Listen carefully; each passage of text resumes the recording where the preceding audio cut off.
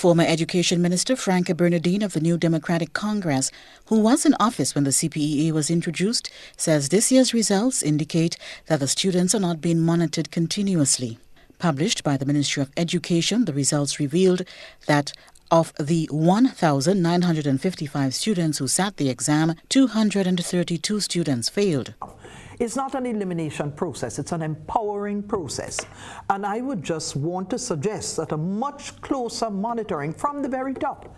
You have to be on top of the people who are actually doing the monitoring, and keeping abreast of what is happening in every school.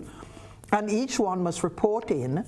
There are 3 students who have not acquired the comprehension skills, for example, and therefore need more support. You use your literacy teachers.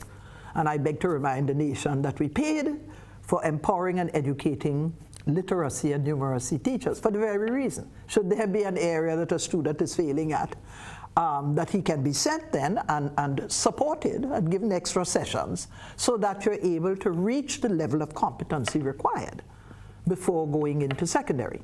The former education minister said she is pleased that the CPEA has replaced the common entrance exams and acknowledges that there are many good teachers in the system.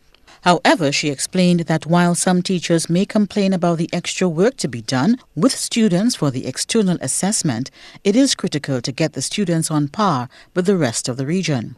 The internal assessment, which carries 40% of the final mark, includes projects, book reports, portfolios, and tests prepared by both teachers and students. There's no easy way to education, It is a price to pay.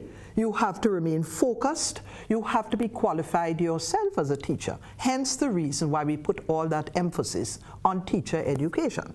But remember, it's a regional exam, and it's being met by other teachers in that area. It is just like the SBA of the CXE. Many of them find it challenging in many ways. You've got to keep up. You've got to keep up because you have to compete and be part of the Caribbean thrust. This is a global village we live in. 1,955 students wrote the assessment. 1,723 students were assigned to secondary schools throughout Grenada, Carriacou, and Petite Martinique. Grenada, together with Anguilla, were the first countries to introduce the CPEA back in May 2012. Montserrat and St. Vincent and the Grenadines introduced it in 2015. Joseph McKee Smith, GBN News.